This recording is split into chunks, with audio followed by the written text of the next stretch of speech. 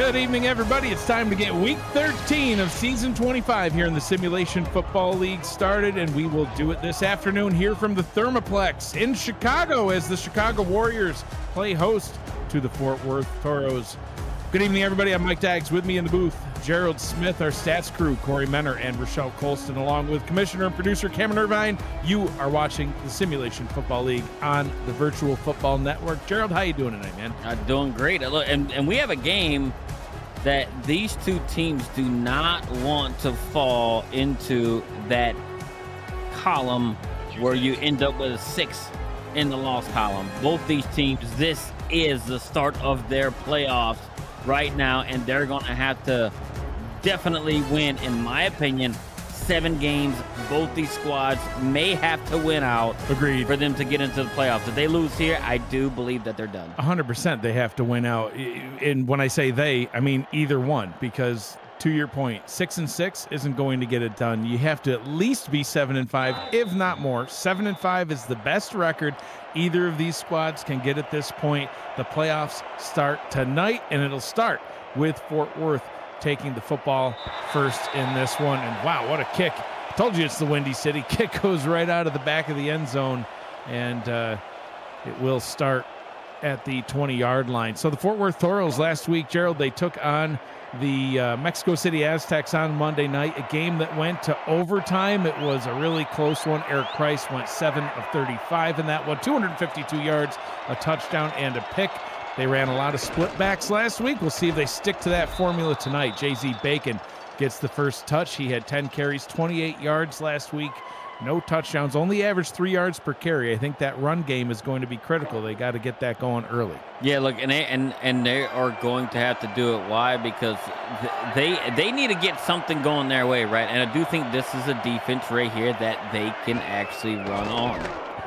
Eric Price back to throw. Nice block pickup. Ooh, looked like a little bit early contact, but no flags, so it didn't happen. 3rd down and 7 as we look at the starting roster for the Fort Worth Toros. Eric Price, the quarterback. Jet Zero and JZ Bacon are the halfbacks. Aaron Alexander, the fullback. Henry McGee, Hunter Jacobs, Nick Fritchie, and Stephen Hacker are the receivers, and Robert Garrett Jr., the cowboy, he is the tight end. They'll go empty backfield and put Nick Fritchie in motion down into the slot here on 3rd down and 7. Price back to pass, has time, under pressure, ripped down and sacked. They sent the safety on the blitz, Gerald. Actually, Kronkworthy on the blitz. He gets into the backfield, gets the sack, and 3 and out for the Toros. Yeah, he just came right around the corner, kind of shed a block. Look, and Price did have enough time, right, to get the ball off, because I mean, Worthy had to go around a long way to get to him. Price found no one and took the sack. And it really surprised me that they didn't try to establish the run a lot more, especially when you're facing a defense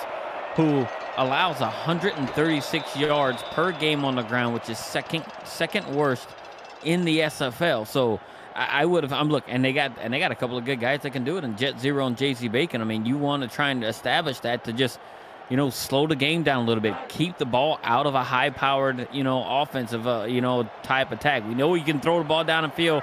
League's leading passer, but he also throws a ton of picks. He does indeed. He had a loss last week to the Sin City Samurai, losing 37-17. Went 18 of 30, 309 yards, 2 touchdowns, but to your point, 3 picks. He's averaged 4 picks a game over the past few games, and it's still another turnover.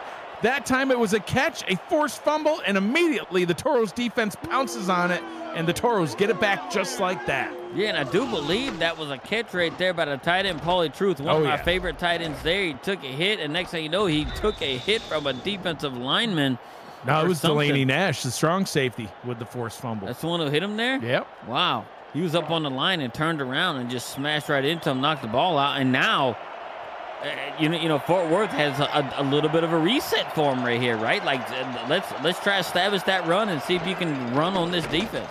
6th forced fumble on the career for Delaney Nash, who, we talked about in the pregame show players that were playing at an all-star level. Well, yeah, Delaney Nash is certainly one of those guys, along with Ben Charbs on that defense as well. Those 2 safeties really make a lot of plays for these Toros. So 6-yard gain on that first play. Let's see what they can do here as they hand the ball off. Quick handoff right up the gut to Jet Zero, 3rd down and inches. Yeah, and this is important right here, right, for them to actually get, it's either Jet Zero, JZ Bacon, or Aaron Alexander right here on this run right here, in my opinion. I mean, don't do anything else. It's actually inches, and it looks like they're right on top of it. It's strange, but Price hands it off. Bacon right up the middle, picks up about 5, maybe 6 yards, gets the first down, and our first down of the ball game. And that's what I think they need to do. They need to start just utilizing the run, because what you're going to find out from this Chicago defense, they end up over pursuing. Yeah. A lot of delayed handoffs could possibly work against a defense like this, because they just move upfield so quick. And the 3-man front, a lot of runs up the middle could pay off.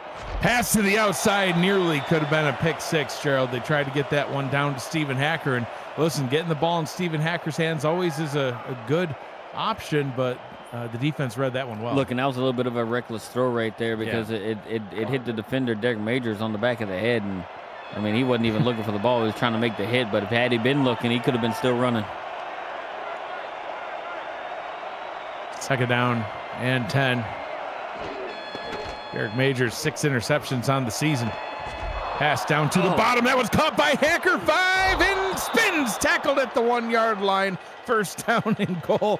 Gerald he's throwing his fist in the air. What? You didn't want that spin. No, because I mean, Stephen Surge Hacker's ahead. been in this league for 14 seasons. He's a big guy too, and he's big, and he's probably one of the most physical wide receivers to ever play the game in the SFL. And he tries to get cute and do a spin move right here. Lower the shoulder and surge ahead, Hacker. Like, man, just grind it out and get it done.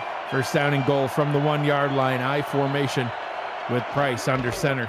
5 on the line. Price going to take it himself and jumps for good measure. He says, "This is what you should have done, Hack," and hops over the goal line. He had already scored before he even started that jump. So, yeah, look, I like right here. Look how dominant the offensive line was on that drive right there. So if this tells you anything, if you're Fort Worth, tells you anything about how you need to play this game, it's right there on that line. They dominated right there, and what they did was establish that, hey, look, we're going to control the line of scrimmage in the run game, and they did it right there because he was untouched. Extra point is up and good. Eric Price gets into the end zone for the touchdown. 6-play, 50-yard drive. Price's second rushing touchdown on the season. He rushes quite a bit, Gerald. He's got 26 carries now on the season, 115 yards.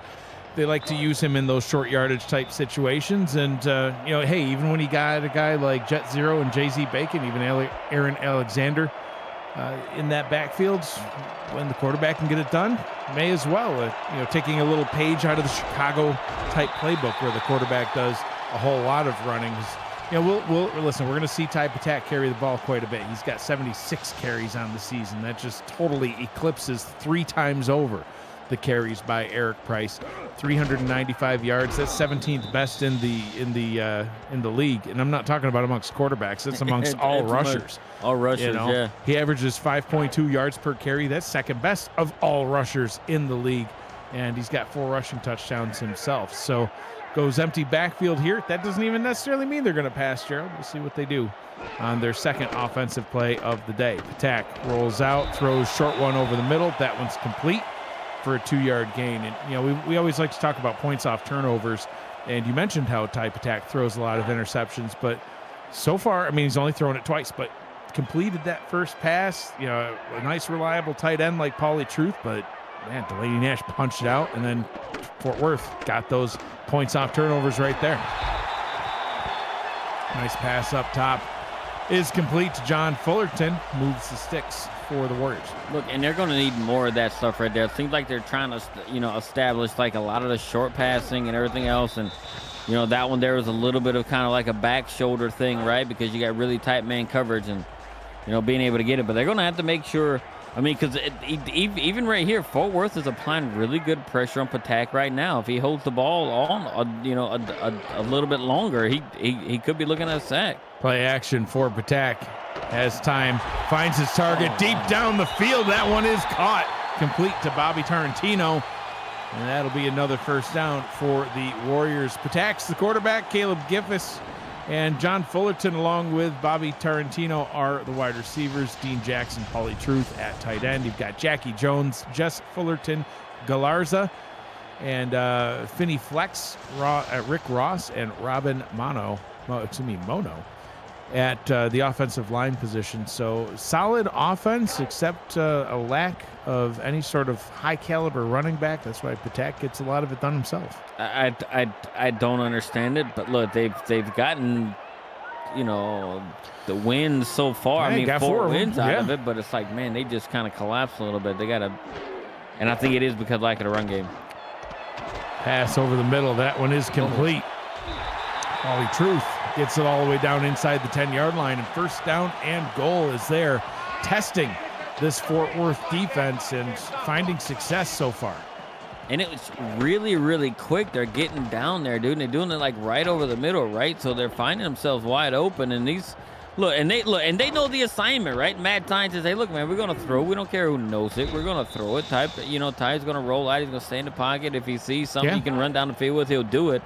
But they are very, very true to who they are, and they are not deviating from that plan. They are a throw first team, and they're doing it. 5 wide from the 8 end zone. That one's nearly intercepted.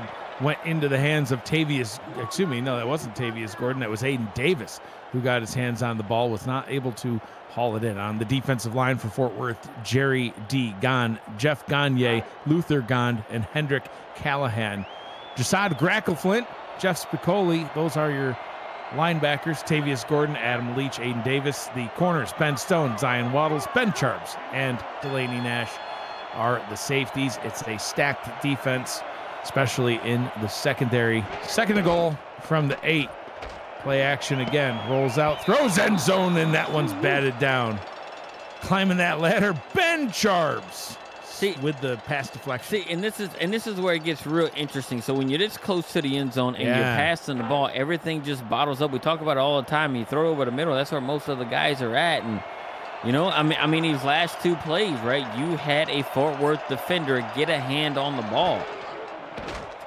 Patak to throw up top, complete but short of the goal line. So just makes a field goal a little bit closer, Gerald, and field goal kicker trotting out onto the field, Christian Ronald Suey. Yeah, and I don't think that's exactly what they wanted out of this drive. I mean, you want to put 7 points on the board. I mean, but that's when you want to try and utilize the run game a little bit. I mean, they're not even trying. Like, I would have said, hey, look, if you have designed runs for Patak, right, let them roll out, let them do a delayed quarterback sneak up the middle. But they just are solely relying on his arm this far. 16 of 19 on the season is Christian Ronald Suey now, after getting those first points of the game on the board for Chicago.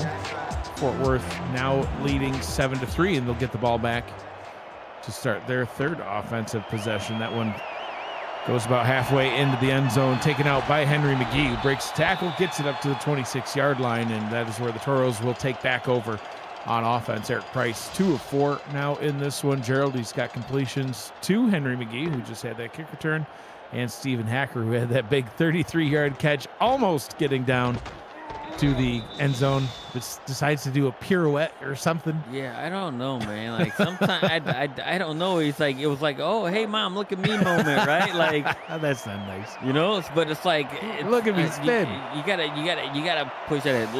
Good enough for them. Hey, look, they was able to get on the very next play, right? So and I expect them to kind of start employing a little bit more to run game, because they had some success on the last drive with it. Nick Fritchie in motion up to the top. Had 1 catch for 11 yards last week. Price rolls out down to the bottom. Has time, throws middle, double coverage. It's intercepted, and going back the other way, Havo Ramsey with the INT. And Chicago turned it over on their opening possession, and now on possession number 3 for Fort Worth, they turn it over right back to Chicago.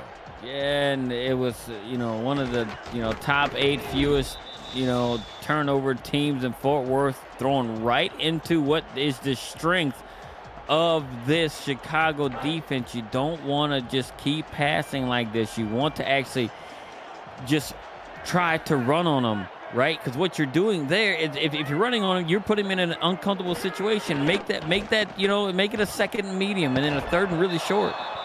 Patak throws down into double coverage, down on the bottom. Delaney Nash in on the coverage.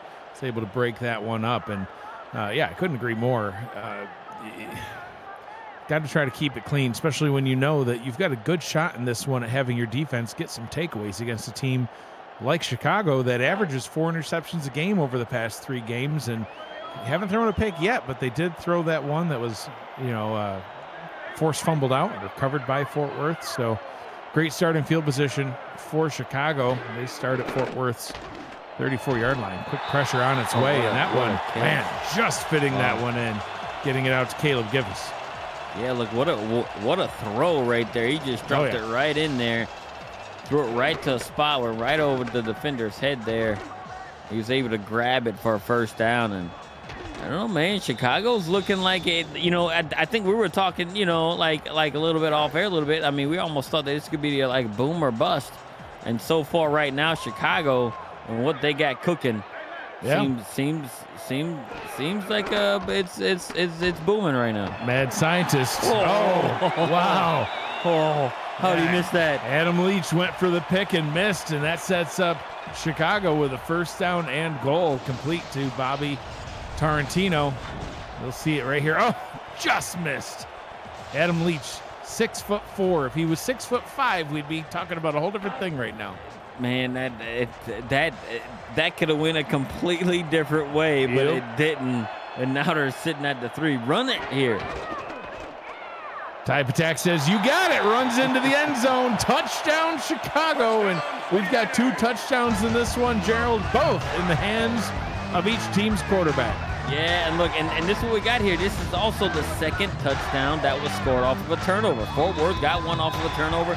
So did Chicago right here. So this is how this game is going to go. I do believe you minimize the turnovers, limit your opponent's possessions, and I do think it's of the utmost importance for Fort Worth to slow down the game, keep that ball out of Ty Patak's hands for as long as possible. Yes. And when he is out there, don't allow him to do those things, right? We know what he's done over the last 3 games, thrown 12 picks. Yeah. The likelihood of that happening, given the last 3 games, is very, very high. It is indeed. So Fort Worth's offense will come back out on the field. That means Chicago's defense will as well. On the defensive line, Jad McPherson, Peter Merck, and Birkinshaw Molyneux. The linebacker, DJ Kilgannon. And the secondaries, they are deep. You got Havo Ramsey, Zachary Hamburger, Derek Majors, Ricky Robinson, and Melodious Manning at corner. You got Kronk Worthy at free safety, and Alex Bond, Dylan Bamsler, and J.J. Bailey at strong safety. So it's one heck of a secondary, but not a big front group. So Price back to throw, and he is ripped down and sacked again. Second sack on the day for the Chicago defense, a loss of 6. I do think it might have been Kronk-Worthy again. No, it ain't Kronk-Worthy coming around, but he Kronk-Worthy lined up on the line, and, McPherson at the DN position kind of comes through. And, look, they're applying a lot of pressure. And this is what I'm talking about. This is why Fort Worth needs to just start to focus on the run here. They're over-pursuing big time. Price to throw on 2nd and 16. Throws to the bottom, and that one, Gerald, almost intercepted by Derek Majors. And yet, listen, not to spoil what would be my offensive game plan, but if the Aztecs were playing against Chicago, I would tell Jordan Sipe, you're taking the night off. All you need to do is hand it off. I'm going to run, win or lose. I'm just going to run the ball the whole game. And this possession here is going to be the 3rd pass in a row now as they line up empty backfield. Fritchie down into the slot once again. 4 receivers down to the bottom, and he is sacked. Price just absolutely steamrolled, and McPherson, 2nd sack on this possession. Yeah, look, and we actually highlighted him in the breakdown of this game, right? McPherson, now has 9.5 sacks on the season. With the 2 he's actually gotten today, and and whenever you drop back to pass, it fits right into what Chicago really wants you to do. They can apply pressure, force you into mistakes, right? And they've done it already, and they actually turned it into a touchdown. Wow, that's and a fumble, but it's recovered by Chicago. So 2nd fumble by these Warriors, but crisis averted that time as they were able to pounce on their own fumble. The ball was knocked out right there, and they're able to get it back. So almost a momentum swing, but instead, Chicago, for their second drive in a row, Gerald, they start in Fort Worth territory. Yep, and they're nearly in field goal range right here already, and it's just not. Man, like Fort Worth has got to do something. Yeah, defensively, they need to get going here. Patak throws, and he finds his tight end over the middle. First down and goal. A huge reception for the tight end. Wow. What a route and a catch by Paulie Truth right over the middle. Ran a very good route, being up there, going up there, just get it, grab it, and do what he got to do. It almost takes it in the end zone, but he gets tackled right there at the 4 or 5 yard line. But man, this is what he did. Look, and who knows? We might end up in type attack. Might actually roll out and kind of run it again. Patak, end zone, one-handed catch and a touchdown for Caleb Giffis. Wow, Caleb Giffis just skirting along the back of the end zone line right there, and that's type attack's third touchdown. That's the second touchdown today, and he just threw it back there. It's like everybody forgot about Giffis running along the back line, and Patak threw it up, and he's able to jump up and grab one hand. This turned around really quick. $5 super chat from Mark Lopez. Patak's rushing touchdown ties him with 5 other players for 9th most rushing touchdowns across all players and positions, and he's a quarterback. So we'll see if he's able to continue on with that one, throughout the ball game. But currently, Chicago cooking here at home, 17-7. They lead the Fort Worth Toros, and the name of the game, Gerald, has been turnovers, as both teams have scored points off turnovers in this one. But Fort Worth has the ability to not throw a pick if they just rely on that run game and utilize Jet Zero, who's only touched the ball once, and JZ Bacon, who's only touched it twice so far in this one. They've got to get it going before the game gets too far out of hand, currently trailing by 10. See, and I know it's in the first quarter, but I'm like, man, do we sense any panic within Fort Worth? This drive right here is going to tell us a lot. Oh, there you go. Wow, Bacon spun, much to your dismay. He's just shaking his head. He's like, why? Surge forward. God, he was just. He had room. He had room to go. He could have potentially ran through an arm tackle or something like that. But yeah, that was another Chicago blitz, and they sent 7 on that one, Gerald, and Bacon got by all 7. Price throws, finds Hacker down at the bottom, and that one will move the chains. So, the passing game works. But it's not going to be their key to success, right? Look, you need a pass just out of necessity at some point in time, right? Just to keep the defense honest, right? But you want to utilize what works. And it proved, like, on the very first, rush of this drive, how good, how much the Chicago defense is over pursuing, and you can run right at it, and you'll have some open lanes. Price hands it off to Bacon. Aaron Alexander not able to get the block. He just needed a little bit more speed, and a couple of defenders are able to get to Bacon. But a nice pickup of 5, second down and 5. See, look, and this is what you want, right? If you get 2nd and 5, I'll take that all day. I mean, that means you're getting about 5 yards of rush, especially on first down. That's a nice, good chunk on first down, and you got 2 more downs to pick up 5 yards. Hand it off to Jet Zero. He'll pick up 2. Sets up the Toros with a 3rd down and 3, and this is the sort of situation where maybe they go back to Eric Price and let him call his own number and see if he can sneak forward for 3 yards. But it's much better when it's a 3rd and 2 or a 3rd and 1. We'll see what they do here. Split backs in the backfield. Tight end in motion down to the bottom.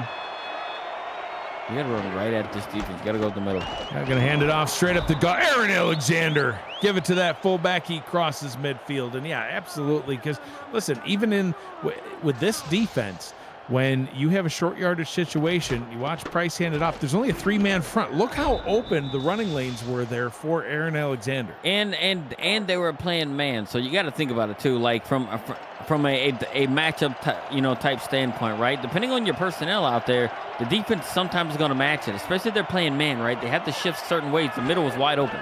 Final play of the first quarter. Price throws down to the bottom. That one is complete. Gets it out to Henry McGee. He'll move the chains once again for the Toros as the first quarter comes to a close. That's a long first quarter with all the passing score we had. But look, Fort Worth is starting to slow down the game a little bit. Gerald, we had a game that ended 10-6 last week. We've got a quarter that just ended 17-7. The Warriors out in front of this one. You're watching the Simulation Football League on the Virtual Football Network. I'm Mike Dykes. He's Gerald Smith. We've got Corey Menner. We've got Rochelle Colson with us on Stats. Cameron Irvine, our producer, back at VFN HQ. Appreciate you joining us all on this, we'll still call it a Saturday afternoon, early evening. Some early Saturday SFL action. Price over the middle, one-handed catch by Hacker. They're like, run game, please, watch this. I don't know, like, I don't think, look, you need a pass, right, like I said, because you just need to mix it up every once in a while, but I do think the core game plan needs to run, because I do think they can slow the game down, put Patak on the sideline, because if he's not on the field, he can't throw or do anything, right? You know, to hurt you. So, and what he's done, you know, he's helped his team put up 17 points in just one quarter. And Patak's somebody that you want on the sidelines. He's third most passing attempts in the league, first in yards with over 2,600, first in touchdowns now with 19 on the season. Price pirouettes, throws, Hacker catches it. Not sure what that spin was for in the backfield. Fort Worth, they like to spin tonight, Gerald, but it worked. I don't know what's going on right now, right? But you do that and you throw it to Hacker, right? Knowing it's quite a windup, right? So knowing he's a stud back there. So look, fortunate for them, it didn't get picked off, right? Because they would have had a guy there really tight coverage, but. I mean, they have to turn this into points right here. I really don't think they want to come out with 3 points there, especially the way how quick Chicago is scoring. Hacker now with 4 receptions for over 70 yards. 0 picks up 4 yards right there. Second down and 6. And as they get closer to the end zone, the running backs and Price could, see a lot more looks now 6 yards away from the end zone there. Gerald, they actually have about half a foot where they can get a first down before scoring. Man, if you pick up that foot but you don't score, something's wrong. Bacon all the way down to the 2. And a third down and 1 from the 1.5. Yeah, I think he got to the 1 almost right there. He just... So, we'll see. They'll either score here or get a first down perhaps. Hand this one off. Diving over the line and in for the touchdown is Jet Zero as he punches it in for 6. His 3rd rushing touchdown on the season and cuts into that Chicago lead. Yeah, that was a great drive. Gerald. Oh yeah, it was a way to answer back right there, right? Being able to utilize the run game, utilizing the pass, right? They went with more of a balanced attack right there. Being able to go down the field in the passing game. Look, and they had good passes on time. Very good catch by the wide receiver. Offensive lineman held up enough, made the necessary blocks for the running backs to find those running lanes, and now they are, pinning this extra point. They're only 3 points behind. Yeah, everything had been going all Chicago's way, but now 17-14, 11 plays, 79-yard drive, 4 minutes off the clock, and they did it, Gerald, by using 6 different running plays, and they went 4 for 4 when they did pass. So they did focus more on the run on that one and passed when it made sense, and were able to get completions on all of them. Like this video, I'll say it again, like this video. Please support our hardworking crew by smashing the like button, subscribing, and commenting on this video. You can talk about how much you like Gerald's hair. It really helps the channel. Don't look at me that way. It really helps the channel out. Turn notifications on so you never miss a live stream highlight or podcast. Thanks to your support of the Virtual Football Network and the SFL. Colin Northrup in the chat with the waving emoji. Hi, Colin. How you doing this afternoon? I can't believe you've done that. You'll be okay. Patak back to throw over the middle and wide open is Caleb Giffis. There's a reason that he's number 1 in the league in passing yards, Gerald, and it's because of these receivers. He's got quite a few. Caleb Giffis has over 500 yards on the season. John Fullerton with almost 800. In fact, he might have 800 at this point now with today's game. Bobby Tarantino with 300. Even Dean Jackson with 161. But how about Paulie Truth, 817 yards at the tight end spot coming into the game this week. Yeah, and Paulie Truth is their best. Oh, wow. my God. Speaking of Paulie Truth, passing the 30 and all the way down to the 25-yard line. So 817 yards no longer. He's almost at 900 now. Right, and you're going to sit there and you're going to throw it to your best pass catcher, right? He is their leading receiver, even though he's at a tight end, right? He's getting more yards on the team than anyone else, but being able to catch and go down there. And, he's got 88 yards on the day. Yeah, that puts him over 900 on the season. You know what I mean? So, look, and what they're doing, they're going down here quick, and that's what I'm saying. Like, you have to do it. But, look, Fort Worth is not too shabby either, right, in terms of taking the ball away. Attack, back to throw, has time, throws, and finds his target. Once again, Tarantino, first down and goal.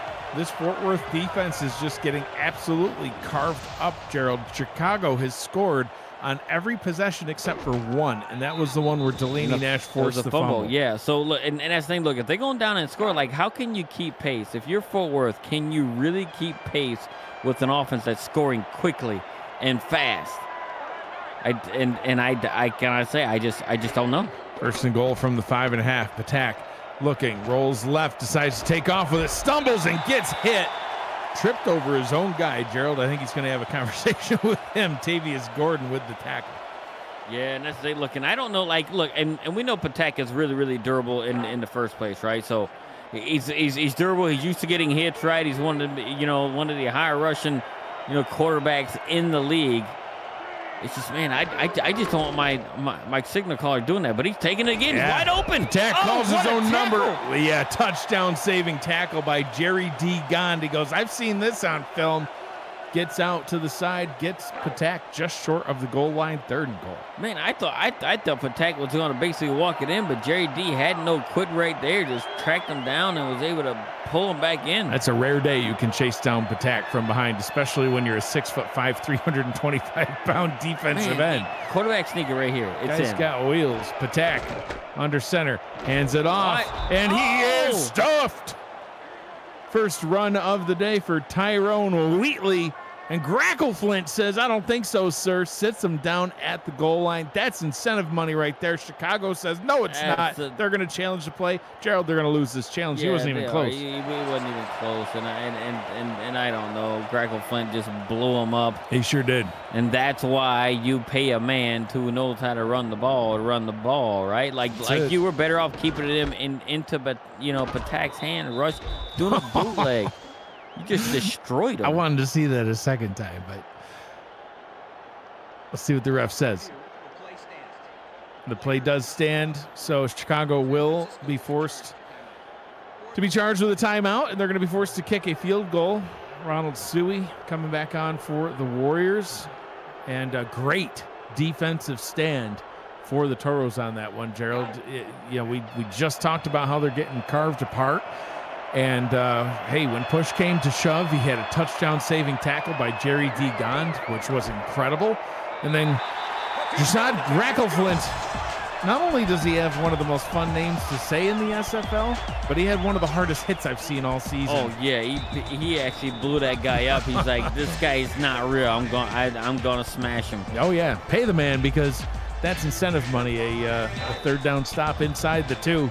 He's going to get a little bonus in his paycheck this week, which couldn't come at a better time for the Toros as they approach the latter half of the season here. Kick goes deep into the end zone for the touchback. And let's not discredit Jerry D. Yeah. Running behind and tackling I couldn't believe he caught on the him. previous play right could there not to believe stop he him caught from getting in, and then only you allow Grackleflint to blow up a no one right there while attempting to run the ball. And he kept the game to a 1-score game. So Fort Worth with an opportunity now to try to get in the end zone and take the lead. They're going to hand it off to Zero. Stiff arms the defender, only able to gain 2. 2nd down and 8. And, one of these runs is going to go big. Yeah, look, and I do it's only a matter of time if they keep committing to it, right? But I do think that it's not going to happen on the edges, right? I do think it's going to happen up the middle, right? With them running right at the teeth of the defense and being able to beat it. 2nd and 8. Eric Price, 6 of 10. He'll throw his 11th of the day. Short pass over the middle. That one is complete. Finds his target, Henry McGee. who just went on a short curl route after going in motion there, Gerald, sets up a 3rd and 5. Yeah, it's only a 3-yard gain right there. I just thought, I don't know what they were trying to accomplish at that moment, right? Being able to throw it that short. 3 receiver set on 3rd down and 5. Let's try to keep the drive going. Hit as he throws and almost gets it caught. Went back down to McGee, but great coverage on the play by Havo Ramsey. Breaks that pass up, 4th down. And those are the catches that you are going to have to make if you want to win this game. You can't continue to keep punting the ball and giving it back to Chicago. Why? Because they've proven all but their turnover drive that they had, they've taken the ball and went down there and put points up. Wow, I thought that was a fair catch that was almost interfered with, but I guess not. Fullerton, dangerous. Almost had that one broken up, but they'll get the ball back in their own side of the field for this possession, which has been rare for them in this one. And Zion Waddles had an opportunity there, Gerald, to absolutely light him up and peeled off at the last second. But yeah, we'll see what Chicago is able to do. I mean, they've been moving the ball with ease. They got all the way down to about the 1 foot line on that last drive, and Fort Worth's defense isn't going to be able to keep getting stops like that. So they got to prevent them from getting within scoring range. Is Chicago out in front by 6. Yeah, Fort Worth has got to do a lot more with the ball on offense than what they have been. Attack to throw a quick one down to the bottom, and good coverage. He almost was able to swat that one down. Ben Stone was in the passing lane, but not enough as Giftis is able to get the catch for some nice yards. Dude, I don't know how. Wow, dude, it's just going right through the Fort Worth defender's hands and everything else today, and it's just not just a centimeter, inch off or something like that, and not being able to knock it down. And now they're just, they're within field goal range. Attack, quick pass. That one's incomplete. Rare drop. Missed that? Yeah, rare drop. I don't know why we're focusing on Giffords right now. That one was intended for truth. Pass was broken up. But yeah, I think on that previous play, Gerald, Ben Stone just mistimed the jump. He actually jumped a little soon. The ball went right behind his head. Very close. But 2nd and 10 now from the 35. Man, it's gonna be they're just slinging it and looking good too. He's gonna run. Has all kinds of time. Launches downfield. Paulie Truth at the 4 with the catch. 1st and goal, Warriors. See, look, and here I am as he rolls out. I'm thinking, hey, Patak is actually going to run, and the defense may have been thinking the same thing. So they started taking their eye off of the receivers a little bit, and look, and their best pass catcher right here, Paulie Truth, was just following his quarterback the whole way and found himself open. And now they have another.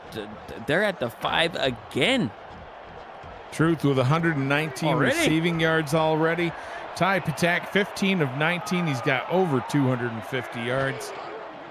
He'll throw from the 5 and zone back corner. Gets the catch, but out of bounds. Tarantino was the target. 2nd and goal. Tarantino got to have that toe drag swag. Yeah. Or maybe it was a little bit high. Yeah, it was a little, yeah. Hard to have the toe drag swag when you have to leap in the air. Get that catch. 3 receivers set here on 2nd and goal. I want to say run it, but I know they're not going to run it. It just isn't in their DNA. Attack, throws, bottom. That one's caught. That gets one a lot closer. Yeah, 3rd and goal from the 1. So this is where they were at last time, and they handed it off to that Wheatley fella. See if they go back down to that. No, they're a little further away. It's a long 1.5 right here. But take it to look, and look, they're asking you to run on them. Yeah, I think they just know that they're not gonna, but they do indeed try, and he gets into the end zone for the touchdown. Wheatley crosses the plane. Delaney Nash almost had the stop, but the ball did indeed cross the goal line. Touchdown, Chicago. I can just see Wheatley telling the mad scientist on the sideline, just give me another chance, coach. I won't get blown up. But he gets it, but he crosses the goal line. And I wouldn't be surprised. I think he got it, but I wouldn't be surprised if I see Fort Worth potentially challenge. Yeah, it might be worth another look, but on that replay that we just saw, it did look to me like the ball at least crossed the line there, and Chicago able to extend their lead further with this extra point. Now leading 27-17. 42-14. 6 plays, 53 yards, only a minute and a half. And that's been the problem, Gerald, is not only have they been able to score, but they've been able to score quickly. You know, if you look at their first scoring drive, only 2.5 minutes, and they were able to get into field goal range. And on their next possession, right, it was a short one. They only had to go 34 yards because of the turnover, but it took them less than a minute, and they were into the end zone for their first touchdown of the ball game. The next possession, another one where they didn't need a lot of field. 2 plays, 39 yards, 29 seconds. That's all it took. The 17-yard field goal they had 2 possessions ago was their longest drive of the ball game. 6 plays, 59 yards, took 2 minutes, 42 seconds. But then you just saw that touchdown drive, went halfway down the field, 52 yards, minute 25. You know, they're able to score and score quickly. The Fort Worth defense has got to make some adjustments here in the second half to find a way to stop this passing game. Yeah, dude, they're just struggling right now, right? In their offense, they just had like a 3 and out. Yeah. On the last one. You gotta keep your defense off the field, right? Because they're scoring so quick. They're out there all the time. You got to be able to do something, because right now they don't have an answer for the Chicago offense on defense for Fort Worth. But their offense has got to start mustering a lot more than what they're having. 4 yards picked up by 0, and then he's absolutely laid out by Kilgannon. 2nd and 6, they'll go back to the ground. Bacon bottled up at the line. Only able to gain a yard on that one. It had some potential, but just couldn't get through the mass of humanity that was there. 3rd down and 3. Look, and they can do a lot of different things right here, right? I don't know if we get a snap off before 2 minutes. We might be able to, but you can do just about anything here. 2 minutes to go here in the first half of this one. Chicago out in front by a lot, but Fort Worth in possession of the football and on a drive. You're watching the Simulation Football League on the Virtual Football Network. Chicago will start with the ball in the second half. Crowd on their feet. The 3-man front right here. Price under pressure, throws complete. Wow. Gets it out to Hacker and gets up to the 45-yard line. And not in any hurry. They have plenty of time with 3 timeouts.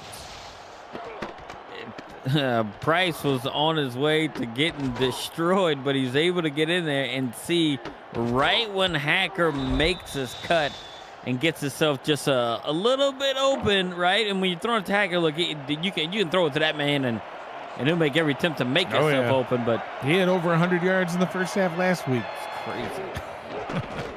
Price, pressure on its way again. Sidearms it. Oh, what is this? Threw it right to the defender. Havo Ramsey gets the interception, and that's his second on the day now, Gerald. 2 interceptions for Ramsey, and that is a killer because Chicago now has plenty of time to get back into the end zone. And like I said, Chicago will start the second half with the football. And it was on first down. That's what I don't like about that decision. You're throwing the ball in that moment on first down. You need every little bit of momentum you get. And yet again, right, Chicago gets themselves on their opponent's side of the 50. So 1st down and 10 from the Fort Worth 45-yard line. Patak, quick pass. That one was just, I don't know, miscommunication. Got a little bit excited, but that was an opportunity for Fort Worth, and we're not able to take advantage. Yeah, and if they could have picked that off, they could have got themselves the ball back and kind of been looking to milk the rest of the clock out and not give it back to Chicago with them getting the second half kick. So I know it's only the first half and we're winding down, but man, I feel like Fort Worth is in trouble right now. 5 wide for the Warriors. Attack under center, 16 of 22 now on the day.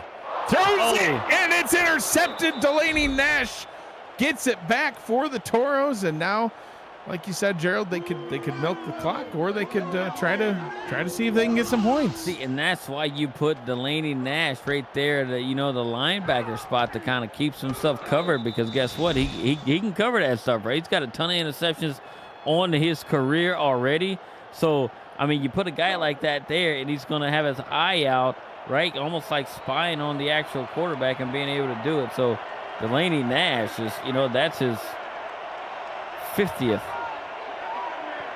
career interception. Yeah, congratulations to Delaney Nash. 2 turnovers on the day, a forced fumble, and now his 50th career pick. Price will hand it off to Bacon. This is what I'm used to seeing from Bacon. Gerald is just bowling over defenders. Gains 9, and Fort Worth burns their first time out. Yeah, but I felt like they should have started out their last drive with that too before the pick. I mean, they could have done it, started out right there, like because you can run on this defense. Yeah, you can. Up the middle repeatedly. It should be wide open. We'll see if they try to take advantage of that. Especially if they're playing man, and they are. Robert Garrett Jr., the Cowboy, in motion up to the slot position at the top, and they will throw. Price tosses it deep, and that one is caught inside the 30, down to the 26-yard line. Timeout number 2 called as Hacker gets a big catch and goes over 100 yards in the first half for the second week in a row. Look, in any time I feel like they need a big play, they're just keying on Hacker because no one else even really has a target outside of Henry McGee, but Hacker having 8 targets and 6 receptions right now. Price to throw over the middle. That one is caught as well. Down to the 11-yard line. Fort Worth will burn their final timeout as they are in scoring range. So they got to be careful here. They got to get some points out of this possession. And this is it right here. I mean, they got to get something. I mean, they have to reclose it down to a 1-score lead, so it doesn't get crazy out of hand in the second half. Watch for the Cowboy over the middle. Robert Garrett Jr. Just went in motion again. Now he goes up top. They throw it to Hacker. It's picked off again. Ramsey with the hat trick of interceptions in the first half. That's insane right there. Like, you're just going right into the defense. You get that close. Utilize the run game that you have at your disposal. I mean, don't just God, Jesus Christ, man. He's got 5 interceptions on his career coming into this game. Yeah, and he's got 3. He was right behind Derek Majors, who had 6 interceptions, which, by the way, was the best in the league. And I say was because now Havo Ramsey with 8 interceptions on the season and his career, and that is good for best in the league. And you can't drop that. Adam Leach almost had a pick 6. We knew turnovers was going to come into play in this one, Gerald, but we thought that it might be Type Attack that had thrown 3 interceptions in the first half. But no, it's Eric Price. Type Attack almost threw his second right there. Look, and we had talked about how Eric Price, I mean, how this team in general in Fort Worth, how they've kept themselves in games.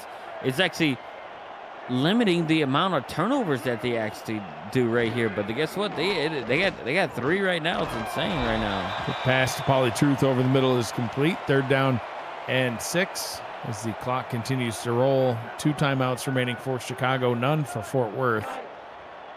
Yeah, I don't think they're going to be in any sense of urgency, Chicago, right here, because they got what they wanted out of it, right? They got the ball, out of their opponent's hands before half, and they know, hey, look, man, we can just milk it here and go to half with this lead and come out and get the second half kickoff and try to stack on our lead.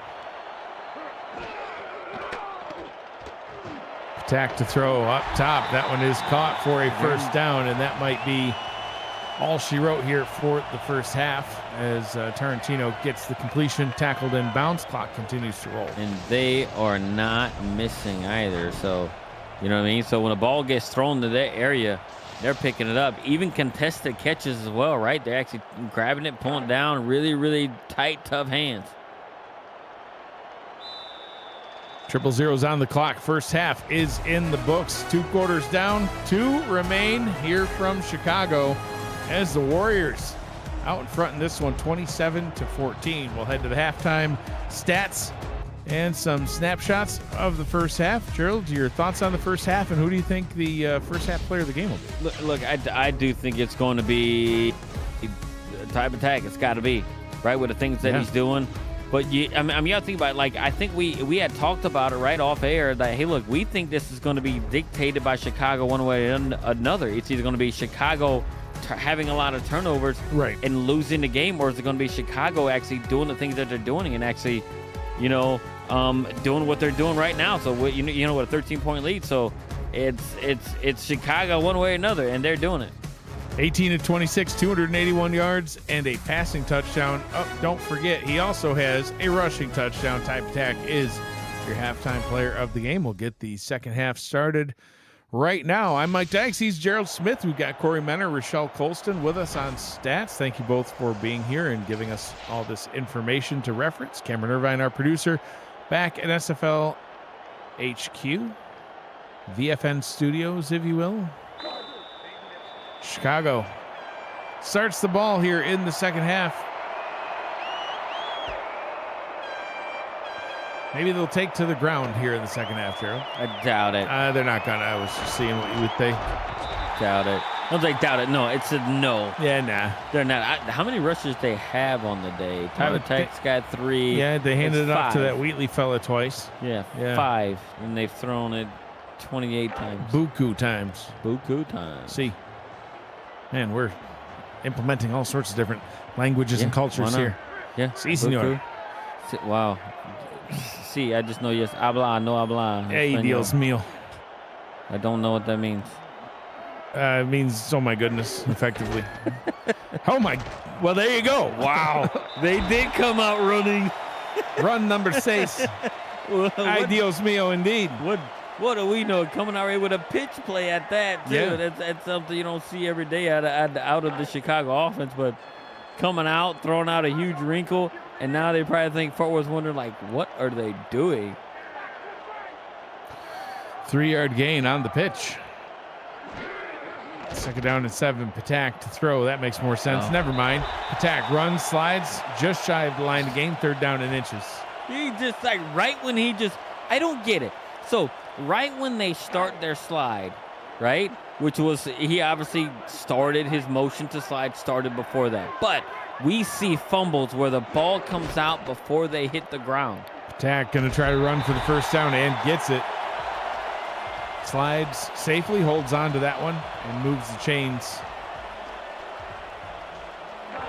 John Fowler in the chat says, is it just me or is the Chicago unis sick? And he really likes those Chicago uniforms. They're pretty nice. I like the bomb pops. Yeah. This ain't them. It's not, and they got some sort of gradient thing going. I know you're not a gradient guy. Yeah, gradient. It just is. It doesn't seem natural. Gradient. Well, look at Patak. Nice run. Talk about the runs. Yeah, he just picked up 7 on the ground. Every play this drive. You know, uniforms themselves are not natural. They don't grow on trees. They are man-made. No. You don't like go to the uniform tree and we'll pluck these. I don't ripe. know, man. Like, I mean, we got a 2-legged horse in Louisiana, so yeah, you never know. Pretty weird. Oh, look at this. Patak going to try to run, hitting the backfield, breaks a tackle, and then pays the price for it. Delaney Nash with a punishing hit. But 1st down and 10 is they've ran pretty effectively here on this drive. Look, and it's all Patak. Look at him; he's getting almost 5 yards a carry. He's got a touchdown on the day. You know, they don't want to pitch it to the other guy that they pulled out of the stands before the game. It's actually but Patak is doing really well. Ben Stone who got that last hit on Patak. Patak's going to run it again and slides down right before Grackleflint can get to him. You know, Grackleflint can hit. You saw him hit that fan earlier on that was carrying the ball. 2nd and 6 now. Kept him out of the end zone. Sure did. Man, like they run. I believe they ran every single play on this drive, and they're not slowing down. They're just rolling out with There was Patak. only one that looked like it was going to be a throw, but Patak decided it was like this. Oh, everybody blitzing now. Oh, the entire defense. And then there's a penalty, too. Yeah, that's going to be roughing the quarterback, but that one's into the end zone for the touchdown. What are you doing? Tarantino gets into the end zone. That penalty will be declined. And touchdown for Chicago. I think Fort Worth had just had enough, Gerald. They're just okay, I think they're going to run. We'll just send everyone. Didn't work. It was a frustration type play right there, right, where they just like, you know what, they're going to run it. We're not going to allow them to roll out. But at that moment, they forget, hey, look, even when it's a planned run, they probably got people running routes, so you just sit back and toss it. Easy pitch and catch, and now it's starting to become a route as they just have now gone up by 20. 7 plays, 74-yard drive for the Warriors, and the Toros on the bench. You can see them just looking beside themselves in this one as they know down 20. It's going to be incredibly tough to get back into it.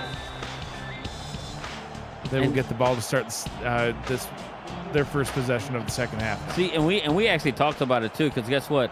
We were talking about how the defense of Chicago had to keep feeding the main ingredient for the mad scientist to be successful with whatever formula he was putting together, and it is the takeaways, and they have 3 on the day. They do. And they've cashed in on every single one. And let's give credit where credit's due. Havo Ramsey is the one that got all 3 of those interceptions, Gerald. It's credit to the defense for forcing some of those throws. Eric Price has been under pressure all day long, and always had to try to fit some into tight windows and throw it sooner than he wanted to.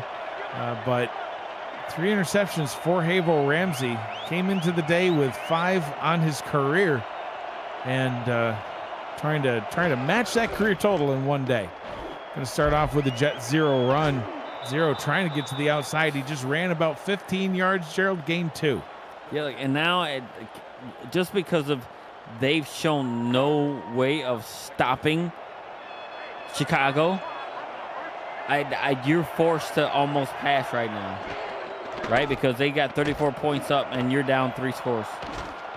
Jumping one-handed catch by Nick Fritchie. He had 1 catch last week. That's his first this week, and that one was a good one. Gets the first down. And, I don't want to say they need to abandon the run, Gerald, but when you're down 3 touchdowns, you might have to, even though Price has thrown 3 picks, you might have to try to rely on this receiving core that you have, try to gain yards in a hurry. You have to score, and you know what changed it all? Look, you can go down there and eat up a lot of time and go down there and score a touchdown, but when you're down 20 points, right, the time is also against you, right? So you have to score fast. You need big splash plays. You need to get some of that momentum that you had early on in the game. You need some of that back, right, to start propelling your team to play a lot better.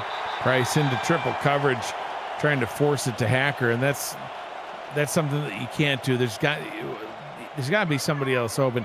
Robert Garrett Jr. has 0 targets so far in this one.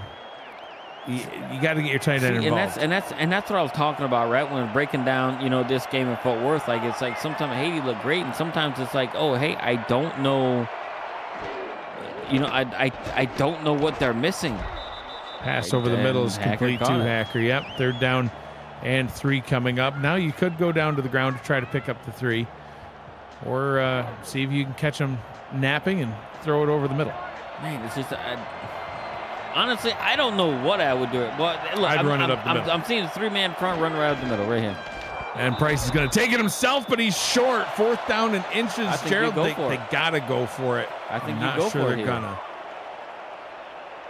Not sure that they will, but it looks like they are going to. And Fort Worth's going to challenge. Why would you? I would just have Price call his own number again and go right up the middle again. I don't think they got that 1st down, Gerald. I think this is going to cost them a timeout. Yeah, but it's almost like they were committed to going for it on 4th down. They were. Why do even challenge it? Like just go for it. May have gotten it. I want to see a side view. From real time, it looked like he was short. He's short. Yeah, it depends on where the official line is. The ball, I think, did cross the yellow. Let's see what the ref says. Let's get up that. And they're going to say the ruling on the field stands. And Gerald, that could come back to haunt them more than they could realize right now, because that timeout could be critical later on in this ball game if they are to make a run to get back into it. Yeah, and that's the thing. And you got to look. Man, it's just disappointing on how they're operating. Their defense is like a leaky hole, man. They can't stop nothing. But look, I like the fact that they're still going for it right here. But I'm not a fan of split back in this situation. Price hands it off, and I don't know if he got it. No, he didn't. Turnover on downs. Bacon. Oh, he did. Did he? Yeah, okay, no, you're right. He did. But I don't know if he got it. We might see another challenge here. Yeah, challenge the other way. Yeah, because they spotted him a full yard. Wow. That was not that close. He did not get that. And they're not even challenging it. Not going to challenge it. They're just going to give it to him. Wow. Yeah, he looked short in real time. I can tell you what, he ain't gained that full yard. No. He may have gotten far enough for the first. No, he did. I don't think he did. But he definitely didn't gain a full yard. Wow. Second down to 9. No challenge. This is how confident Chicago is. They're like, I don't need a challenge. Hack wide open over the middle. Yeah, I agree. Yeah, they're like, we're good. We're good. So yeah, because they like where they're at. Because I think they're now have Fort Worth in a position that Fort Worth is running the type of offense that Chicago wants them to run. They're sending a lot of people in on blitzes, right? They got a few sacks already. Got 3 sacks already today. Yeah. They got 3 picks on Price as well. So, Chicago has Fort Worth playing right into their hand. McGee moves to the slot. Price to throw. Finds his target. Man, gets it down to Hacker. First down. I'm not saying that, but what if Hacker goes down, or he needs his orange slices, or his pickle shooters on the sideline? Like, what happens then if they need him in a key moment on a drive? You just wheel him out anyway? Yeah, I would. Get out there. Ride him. Ride him hard and put him away wet. Just give him a direct injection of some Wickles pickle juice. Go. Get out on that field. We need you. First down to 10 from the 16. Pass to the Cowboy up top. He'll gain a yard. And if they're going to get back into it, I think they need to utilize him a little bit more. This drive is starting to drag on. It's getting a little bit too long for him here. Right? Yeah, unfortunately, when you're down 3 touchdowns, you need to score in a hurry because you know that your defense is having a tough time stopping the Chicago offense. So, if they can get a touchdown, fantastic. You got to get the other ones quicker. Price sacked for the 4th time. Jesus Christ. That's the second sack by Worthy. He was untouched right off the edge. It's like no one paid any attention to him at all. And they even moved McGee up to that side. Jeez. But nobody even looked at him on his way in. And then you had your left tackle and, Emilio Panda just completely threw a no-hitter. Somebody's got to recognize where the blitz is coming from. Price to throw over the middle. That's a one-handed catch by McGee. First down and goal from the 3. All right, now you got to finish this drive. You're right there. You're inside the 5-yard line. You got to come out. You got to score. I would run tempo, right? Because then you start getting your athletes on your team just being athletes and doing the things that they do. It could completely change the complexity of the game, right? And then you might start winning some of these matches, especially if you find a matchup that you like or them in a defense that you like. Coming out in a running set here now. 5 on the line for the Warriors. Hacker still on the field. He's there, Gerald. All the time, every play. And Price going to try to get in, and he does his second rushing touchdown on the day, calls his own number, and cuts into Chicago's lead. And a great drive, Gerald. It was, it's a nice methodical drive, but to your point, took a little bit too long as that drive started when there was still over 7 minutes on the clock here. It's almost a 5-minute drive. Yeah, about 5 minutes, almost to the second. So. You know what I mean? If you think about it, because you know Chicago's going to get their fair share, right? Quarter to 10 minutes. What they have, maybe 2 drives at most. 2-3 possessions. So, and if you're doing 5-minute drives, you're essentially going to run out of time. So you got to do something like get a turnover, get a takeaway, turn something directly into points somehow or another. But first, you have to stop Chicago from doing anything. Well, even the Toros in the chat say, now stop leaking everywhere, defense, because they know that the defense has just been allowing yards in droves, and takeaway is really what they need, Gerald. You got to get your offense a bonus possession, and they've been able to do it. You had Delaney Nash, who's gotten 2 takeaways now, forced fumble and an interception, and has been quiet since that time, so they're going to need him to come back out here and do it again. Attack to throw over the middle, and that was an opportunity right there. Rare drop for Tarantino as it bounces off his hands, but Fort Worth can't snag it out of the air. No, but like that was a catch that they've made all game long. Could we be seeing the tide kind of turn a little bit now, right? But with it being dropped down to a 2-score lead. Patak to throw, rolls out left, pressure on its way, tries to run, wow. gets the first down. What a move for Patak as he gets the first. Wow. He literally put a move on a defender and then outran him. Defender thought he was going to go toward the sideline, broke him down, cut back in, and then just outran him. Wow. Wow. Jasad Grackleflint back to the sidelines to be checked for a broken ankle. Not really. He didn't get injured, but man, he just got juked. Oh man. Hard. He didn't know where Patak was going to go. He tried to, kind of stand him up a little bit, but he just shook him up and blew right by him.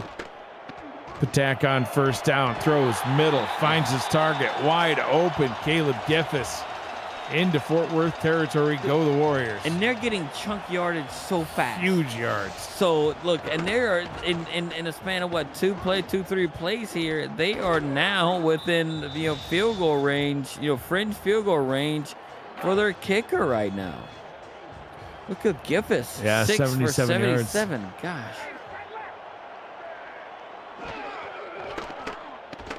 Patak on first down again, finds Pauly Truth over the middle for a 4-yard gain, and they're just continuing, Gerald, to pick apart this Fort Worth defense as the Toros have had no answer for what Chicago's been doing all game long. No, and it's especially on the offensive side, right? I think they may have been leaning on. Look, and I would like them to see play a little bit more man. They're playing a lot of zone. Fort Worth is, but man, Chicago's finding all the holes in that zone. Ball is handed off to that random fan. He'll gain a couple of yards. They'll spot him with 1, 3rd down and 5. And Gerald, you talk about the yards per play. Fort Worth in the first half averaging 4.8 yards per play. In the second half averaging 5.8 yards per play. Here's the Chicago Warriors, ready? 8.9 yards per play in the first half, averaging almost 10 yards per play here in half number 2. Catch good for a first down. He gains about 8 or so. That average would be over 10 yards if it wasn't for that 1-yard run by the random fan. Right, look, and Paul, he just comes right over there. Grackleflint thought he had a easy pick, but, Paul, he just picks it right off out of the air. 3 quarters down. 10 minutes remains here from Chicago. The Warriors out in front, 34-21, and in possession of the football and in scoring range. You're watching the Simulation Football League on the Virtual Football Network. I'm Mike Dykes. He's Gerald Smith, Corey Menner, Rochelle Colston on stats, Cameron Irvine, the commissioner and producer back at VFN HQ. Second down, and 1 for the Warriors, or 9. I don't even know. It is first down, isn't it? There's been so many first downs, second downs. I lose track. It was first down. The ball, things been moving around everywhere, and it's just, I don't know. It's just madness. Man, they're just chaos. It's insane, like how quick they can move down the field and just to put points up on the board. Patak going to call his own number on this one. Yeah, runs for big yards up the middle. A hit. Sure did, but pops right back up. Ready to keep on rumbling. Wow. Ty Patak sets him up with a first down and goal. When he followed his teammate right there, tried to spin off one guy. I tell you what, he's got to be one of the tougher quarterbacks in the league to be able to go do all this stuff, take all them hits and everything else, and he's going to outrush the backfield of Fort Worth if he keeps this pace up. Yeah, 10 carries, 61 yards. You just saw on the screen, averaging over 6 yards per carry. Attack to throw, and finally the Toros defense is able to get to him. Sacked by Jerry D. Gond and friends. Yeah, he didn't have any help back there, right? They put the back in motion. No one to pick up the blitz. But they only rushed 4. It wasn't much of a blitz. It's just like, I don't know. No one, they blitzed the linebacker, and they had looking at second monitor. They had 5 down, and they just couldn't block 3 of them. And I don't know, man. Second down and goal. Warriors with over 400 yards of total offense. And they don't care if they're wasting time now because they have a 2-score lead at the moment. Attack to throw under pressure. Decides to run up the middle. Slides down at the 5. Picks up 4. 3rd down and goal. And attack doing it with his legs right there and then getting down, right? Trying to make sure he's keeping that ball secure. And seeing if they can put some more points on the board. Third and goal right here. Attack looking up top, complete end zone, and they say 4th and goal. I thought he got a touchdown there, Gerald. They might want to look at that again. That is. They say incomplete. That was inbounds. Yeah, Chicago's going to challenge that one. I thought he caught it and he drug crossed his the plane. heels there. Oh, he got a shin down at least. Yeah, we just saw a replay. We'll take another look at it here as the ref looks at it. One shin, 2 feet. One, I don't know. Good pocket. Looks like a clean catch. Oh, dude, that's line. a touchdown. Looked like a touchdown to me. What are they looking at?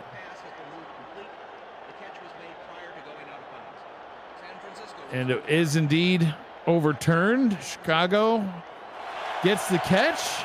It should be a touchdown. Should be a touchdown. We'll see where they spot it.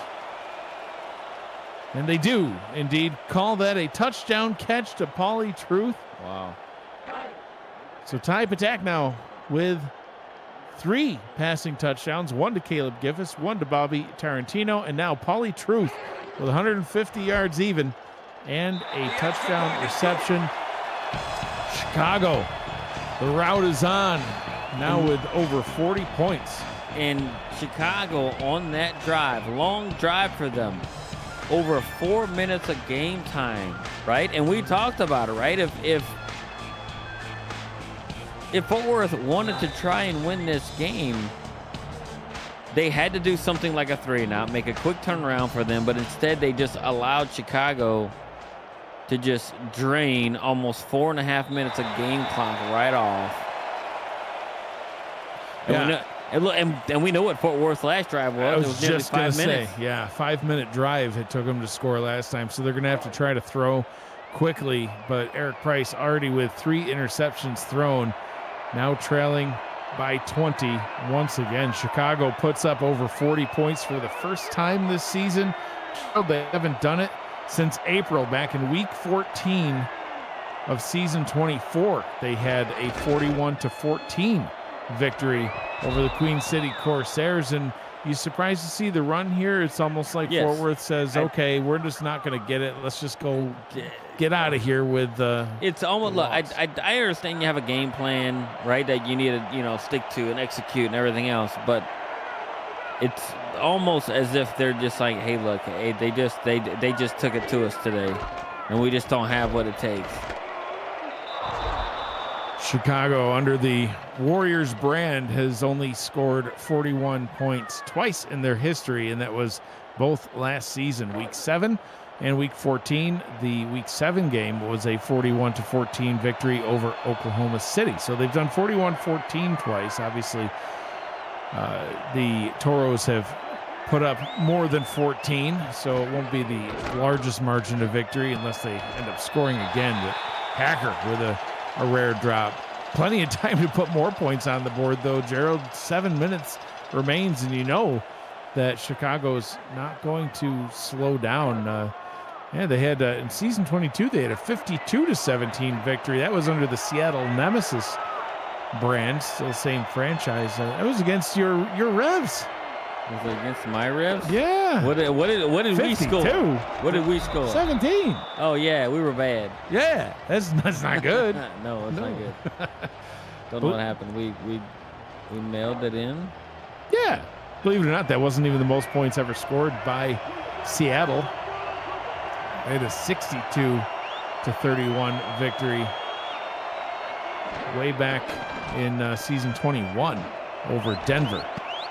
That pass by Price up top to Hacker, that was broken up. The Chicago defense, they've been playing hard, Gerald, and 4th down and 6 after that pass breakup. And they will punt this one away. They just 100% admitted defeat right here. Yeah. Right. So and you can tell with some of the play calling that they have, right? They're like, hey, look, man, we just got bested here. We couldn't do nothing defensively. We couldn't stop anything. Right? When we thought we had something going, we really didn't. our offense didn't really execute the way that they needed it to. So I do think that this is not an indication of how good Fort Worth actually is. I do think that they just did not have the right game plan to match up very well with this Warrior team. Chicago going to go down to the ground now, try to run some of this clock out as this 20-point lead that they have. More than enough to win if they can run the rest of the clock away. Gerald, we still got 4 more games going on tonight and 4 more tomorrow. It's going to be a great evening of SFL football. See them continue to stick down to the ground. So later on this evening, we've got 4 more games. At 6:30 p.m., the Mexico City Aztecs head to Las Vegas to take on the Sin City Samurai. Mark Lopez and Jesse Long will be on the call. At 6:45, you got the DC Dragons at the Vancouver Legion. Gerald, that should be a great one. 7-2 DC at 7-1 Vancouver. Jacob Clear, Anthony Ellison on the call. That one intercepted by Aiden Davis, giving Fort Worth one last gasp. I do think it's a little too late right there, right? So, and look, and Chicago getting a little bit gritty. We knew they were going to keep on throwing the ball, right? Yeah. But, them in this situation. Now, if they want to have a chance, they got to score quick and fast. If they come out and they start handing the ball off and running it, it's like, why even intercept it? Right. If you're just going to just lollygag with the ball, So, and they love this split back formation all game long. It just has not been all that successful for them, like the split spread. And they do stick to the ground as they hand that one off to Jay-Z Bacon. But that DC Vancouver game, a couple of powerhouse teams, 7-2 DC. They had a 2-game skid there, but got back into the win column. I know you said they didn't look as good as you would like to see, but they did get the win. It was a 10-6 victory. Right. So look, they looked really good, right, when they won those 6 games in a row. And then they lost 2 games, and it seems like they lost a little bit of their identity that they had during that 6-game win streak over their 2-game lose streak. So maybe they can, since that win, realize, hey, look, we now have our confidence back. We're back in the win column. We're back in the division lead, so forth. So see if they can start building on what they have and just reestablish how they started their season with those 6 straight wins. 3rd and 2 for the Toros. Price gets the first down. They get down to the 20-yard line. They'll go into the hurry-up here in an I formation. Oh! Up top, pass is caught by Hacker. They'll stick to it. 2nd down and inches from the 10. It's got to be a run. See, Price just gets the first down. No. Sacked on the play.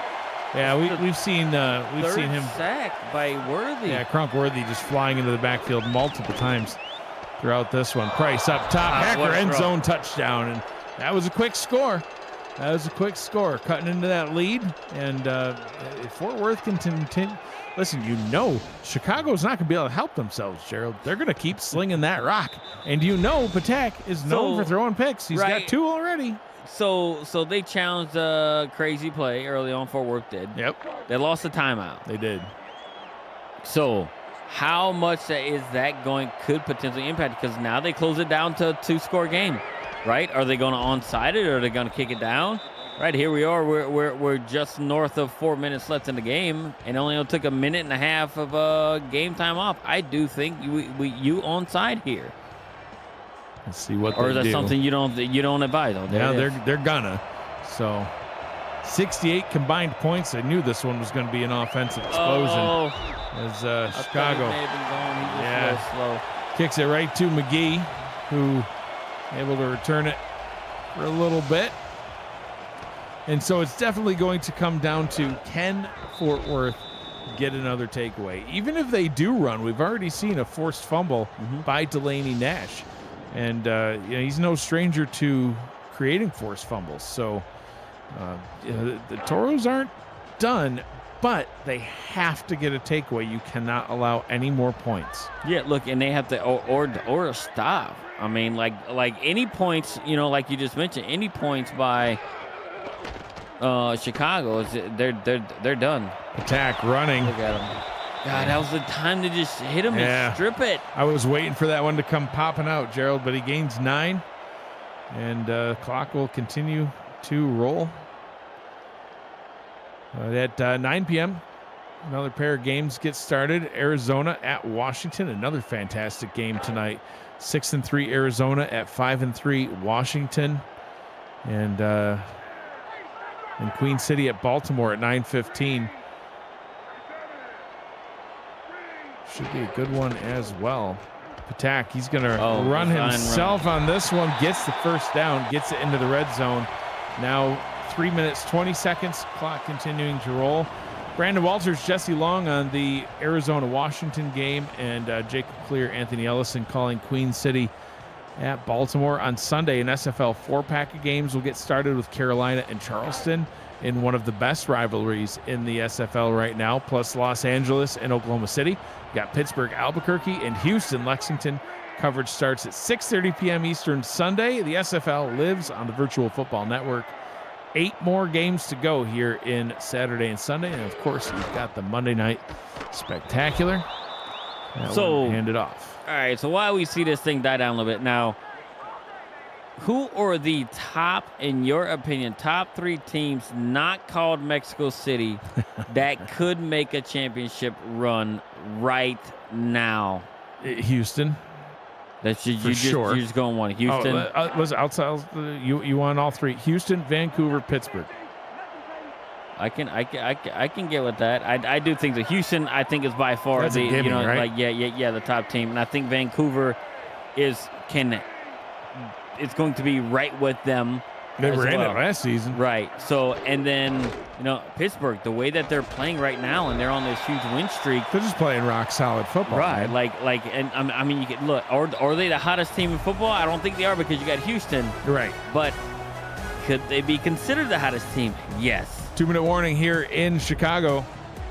Warriors just trying to run this one out as they have a sizable lead and perhaps going to try to get the most points scored under the Chicago Warriors name. Currently tied for 41 points is the most that they have scored. But yeah, Pittsburgh just playing very convincingly good football. Nice one-handed catch down to the goal line. Fort Worth will burn their second timeout. But yeah, it's going to be interesting to see how the rest of the season plays out for all 3 of those squads. But yeah, those are the 3 I would expect to see at least one of them in the championship.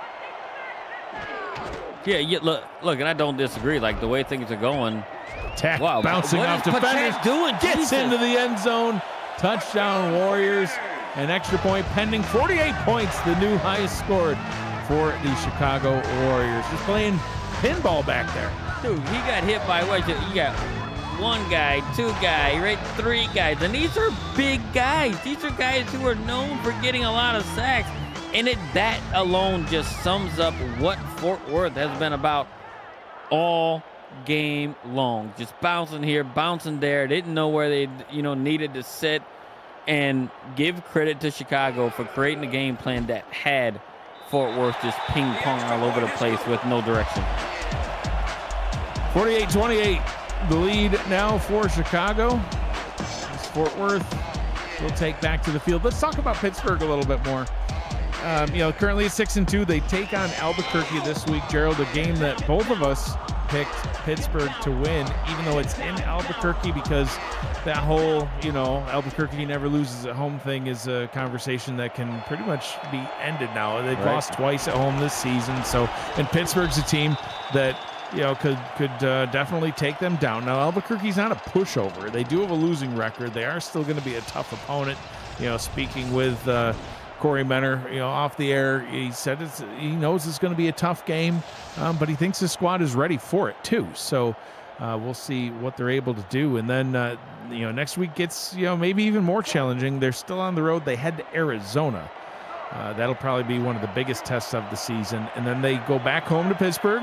They host the Minnesota Legend, currently with a 500 record, and then they end at Baltimore, which, division rival Baltimore on the road, normally terrifying. They're a 2-6 team right now, so that's one that they're certainly, I think, expecting to be able to win, as that pass over the middle is complete. But you look at that the rest of the way, and I see 8-4 as the floor for the Riverhogs, if not 10-2. I do agree, right? Because they got on paper, right, they're the better team versus Albuquerque, and then one of their toughest tests is going to be, like you mentioned, right, against Arizona, who currently has a winning record. And I'm thinking, Minnesota actually has, I consider them a pretender type deal, but you don't. You consider them a contender who also plays them as well. So look, and they're only second in the division because so far they haven't had the opportunity to get that 7th win, to be 7-2, right, with DC, who they beat. Who they did beat. Yep. Wow. And there's a nice drive, getting your tight end involved. Well, I knew this was going to be a high-scoring game, Gerald, but Chicago still, I think, with a comfortable lead. We'll see the onside kick, but with no timeouts remaining, it'll all come down to this onside kick now. But great recovery possession there by Fort Worth. Yeah, and they can still. I don't know if we're doing a pride thing or what right here, playing for pride, but I mean, when you're running the ball with like 4 minutes left and you're just inching towards something, I mean, it didn't really say that you really wanted to win this game, but what they're doing now, it actually proves it. I mean, and they're putting up points, but I mean, they got to get this onside. If they don't get this onside, they can just kiss it goodbye. Kick is away, way too short, touch too early, and illegal touching. They'll have to redo it. Didn't cross the 10 yards. Man, what a way for Chicago, though, right? To kind of just, have that 3-game losing streak, right? And looked extremely bad. They looked nothing close to good at all with all the turnovers. And right into the hands of the Warriors.